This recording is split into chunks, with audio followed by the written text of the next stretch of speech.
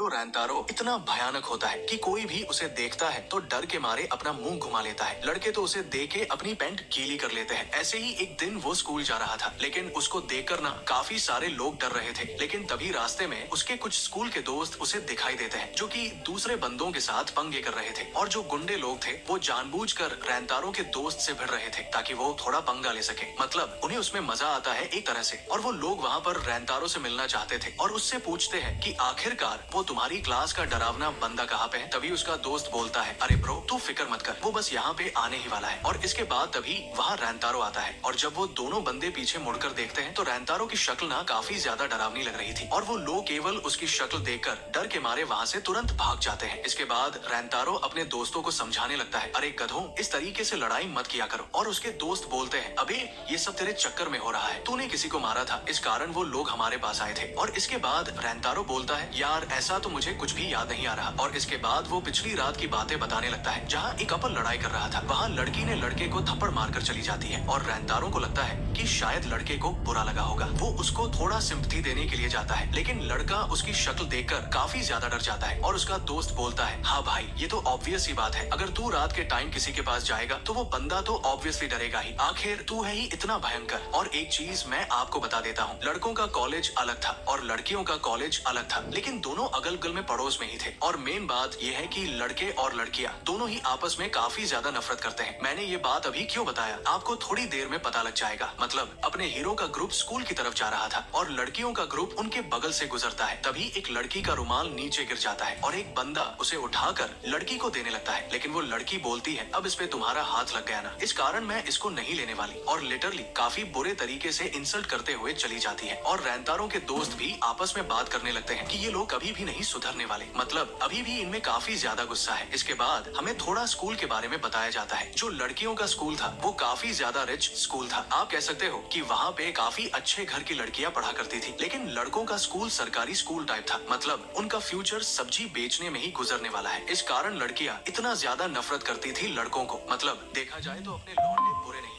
वो तो बस लड़कियों ने फालतू में गलत फहमी पाल रखी है। आप लोग समझ ही सकते हो, जैसे कि आप और हम काफी ज्यादा शरीफ हैं, लेकिन लड़कियों को लगता है कि हम काफी ज्यादा बेकार हैं। इसके बाद हमें थोड़ा सा ये भी पता लगता है कि जो लड़कियों का स्कूल है उसके पर्दे हमेशा लगे रहते हैं ताकि उन्हें किसी भी लड़के की शक्ल देखने को ना मिले। लिटरली देख रहे हो कितनी ज्यादा नफरत करते हैं लड़कियां। सच बताओ तो भाई ऐसा सीन मेरे स्कूल में भी था। लड़के और लड़कियों के बीच पर्दा लगा देते थे स्कूल वाले। स्कूल लाइफ की ऐसी की तैसी हो गई थी। इसके बाद लड़के कैरियोके जाने का प्लान करते हैं, लेकिन रैंतारो मना कर देता है। मतलब उसको घर पे थोड़ा जल्दी जाना था। और इसके बाद जब वो घर जाता है तो उसकी मम्मी काफी ज्यादा चिल्लाने लगती है, तुम इतना लेट कैसे हो गए। तब रैंतारो बोलता है, मम्मी स्कूल काफी ज्यादा दूर है और साथ ही आज बारिश भी हो रही थी, इस कारण थोड़ा लेट हो गया। और आपको पता है कि इस काम में मैं काफी ज्यादा बेकार हूँ और कोई भी मेरे वजह से रेस्टोरेंट में नहीं आता। और मम्मी बोलती है, कोई बात नहीं, यहाँ पे केवल एक ही कस्टमर है और अभी बारिश भी हो रही है तो इस कारण कोई ज्यादा लोग आएंगे भी नहीं। और उसकी मम्मी बोलती है, मुझे पता है कि तुम इसे हैंडल कर लोगे। और इसके बाद उसकी मम्मी वहाँ से चली जाती है। इसके बाद रैंतारो बेकरी वाला आउटफिट पहन लेता है और बताने लगता है, मेरी फैमिली एक तरह से बेकरी चलाती है और कभी कभी थोड़ा स्टाफ की कमी हो जाती है, इस कारण मुझे भी यहाँ काम करना पड़ता है। वैसे मैंने अपने दोस्तों को इसके बारे में नहीं बताया है कि हमारी बेकरी की दुकान है। इसके बाद रैंतारो सोचने लगता है कि मम्मी ने कहा था कि एक कस्टमर है और वो चारों तरफ देखता है और उसे एक लड़की बैठी हुई दिखती है और लिटरली उसके आगे काफी ज्यादा प्लेट्स रखे हुए थे। और वो सोच रहा था कि इतनी छोटी लड़की आखिरकार इतना सारा खाना कैसे खा सकती है। और इसके बाद लड़की भी ना रैंतारो की तरफ देख के बोलती है और दोनों का आई कांटेक्ट होता है। और अभी वो लड़की वहाँ पे काफी ज्यादा घबरा गई थी, जिससे उसका केक गले में अटक गया था। इसके बाद रैंतारो उसको पानी ला कर देता है और वो मन में सोचता है, मुझे ऐसा लगता है कि ये मिडिल स्कूल की लड़की है, आखिरकार ये इतना ज्यादा कैसे खा सकती है। वो लड़की तो वहाँ पे काफी ज्यादा घबरा गई थी और वो धन्यवाद बोलकर वहाँ से फटाक से भाग जाती है। और रैंतारो फिर सोचने लगता है, शायद मुझे लगता है कि वो मेरी शक्ल देखकर डर गई। इसके बाद उसकी मम्मी उस लड़की के बारे में बताने लगती है, उसका नाम वागुरी है और वो काफी टाइम से हमारे शॉप पे आती है। रैंतारो बोलता है, मम्मी मुझे नहीं लगता कि अब वो यहाँ दोबारा आएगी, वो मुझे देख के डर गई थी। उसकी मम्मी बोलती है, तुम सभी को एक जैसे मत समझो, मतलब वो किसी को भी उसकी शक्ल से जज नहीं करती और हर वक्त तुम अपने आप को जिम्मेदार मत माना करो सभी चीजों को लेकर। और अगर वो हमारे शॉप में नहीं आती तो मैं उसे जबरदस्ती हमारे शॉप में लाऊंगी। इसके बाद रैंतारो को क्लास में दिखाया जाता है और वो अभी भी उन सब चीजों के बारे में सोच रहा था और वो लिटरली सोच रहा था, मैं मिडिल स्कूल जाऊंगा और अगर मुझे वहाँ वो लड़की दिखाई देगी तो उससे मैं माफी मांग लूंगा। और इसके बाद तभी रैंतारो के दोस्त उसके पास आते हैं और बोलते हैं चल भाई आज साथ में खाना खाते हैं। रैंतारो बोलता है आज मेरा मन नहीं कर रहा, तुम लोग खा लो, और वो वहाँ से चला जाता है। तभी एक बंदा बोलने लगता है तुम लोगों को पता है कि रैंतारो जानबूझकर लोगों के बीच में दूरियां बनाने की कोशिश करता है। मतलब वो सोचता है कि वो बिल्कुल भी अच्छा नहीं है, इस कारण वो लोगों से दूर रहने की कोशिश करता है। और इसके बाद रैंतारो सोचता है कि मुझे उस लड़की के पास जाना चाहिए, लेकिन वो उस प्लान को कैंसिल कर देता है। वो सोचता है अगर वो मुझे देखकर फिर से डर गई तो क्या होगा। और इसके बाद रैंतारो को अपने घर पर दिखाया जाता है। तभी उसकी मम्मी कमरे में आती है और बताती है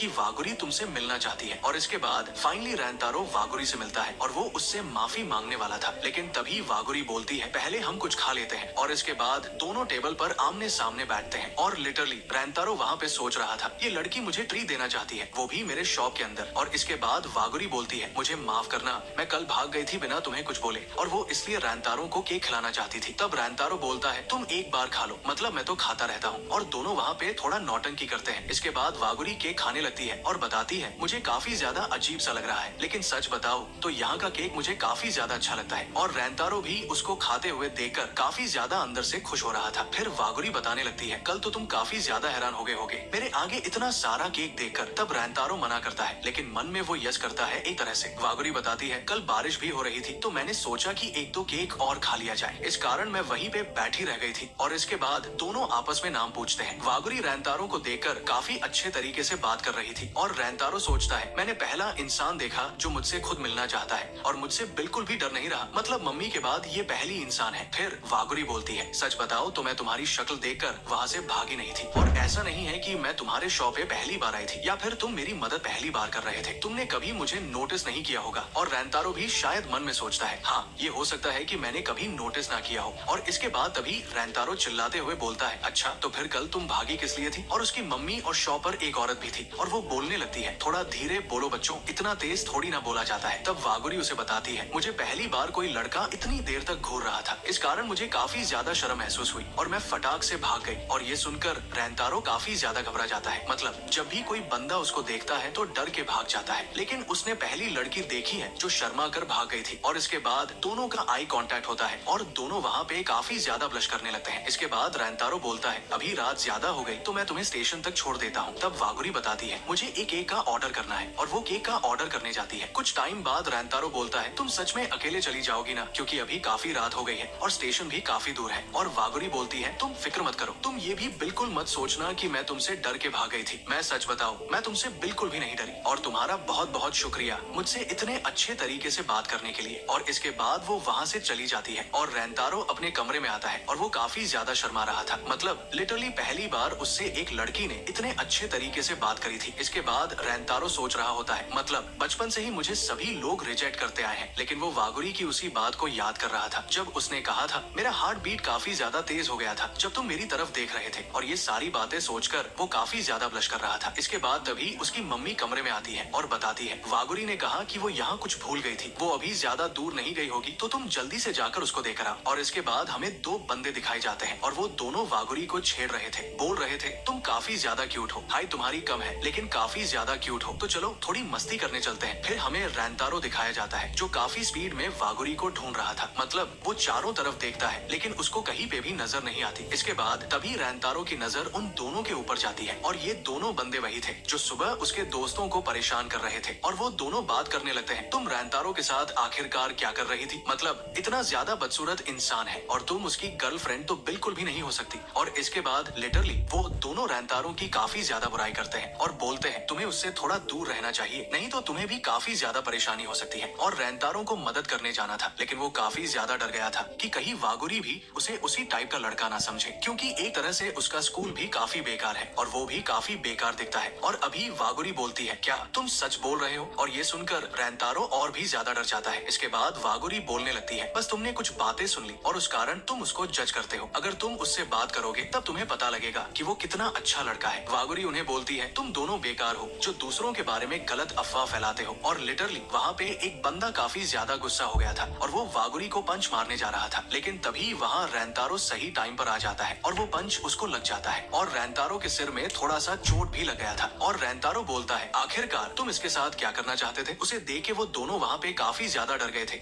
और फटाक से वहाँ से भाग जाते हैं। अभी वागुरी काफी ज्यादा डर गई थी और उससे काफी ज्यादा माफी मांगने लगती है और बोलती है, सब मेरे कारण हो गया, प्लीज मुझे माफ कर दो। रेंतारो बोलता है, तुम्हें माफी मांगने की जरूरत नहीं है और उनका पंच मेरे को बिल्कुल भी असर नहीं किया। मेरा सिर थोड़ा दीवार पे लग गया था, इस कारण थोड़ा सा ब्लड निकल रहा है, तुम फिक्र मत करो। और एक तरह से वो कहता है, मेरे पनिशमेंट के लिए ये काफी अच्छा था। और तभी वागुरी बोलती है, क्या मतलब, तुम उस पंच से बच सकते थे? और वो बोलता है, हाँ मैं बच सकता था, लेकिन मुझे तुम पे एक तरह से ट्रस्ट नहीं हुआ। मतलब मुझे लगा कि तुम भी बाकी लड़कियों की तरह होगी जो मुझे बुरा समझती है, लेकिन ऐसा नहीं है। और वो भी वागुरी से काफी ज्यादा माफी मांगने लगता है। वागुरी भी बोलने लगती है, इसमें तुम्हारी गलती नहीं है, तुम्हें माफी नहीं मांगनी चाहिए। और रेंतारो मन में सोच रहा होता है, सच में ये लड़की काफी अच्छी है, मतलब मेरे जैसे इंसान को अच्छा मानती है तो काफी अच्छी लड़की है। और इसके बाद वागुरी उसका सिर साफ करते हुए बोलने लगती है, आखिरकार मुझे समझ में नहीं आता कि सभी लोग तुमसे इतना डरते क्यों हैं? तुम तो इतने अच्छे इंसान हो। और वो बोलती है, मुझे माफ करना, मैं तुम्हें बोलना भूल गई और मेरी जान बचाने के लिए तुम्हारा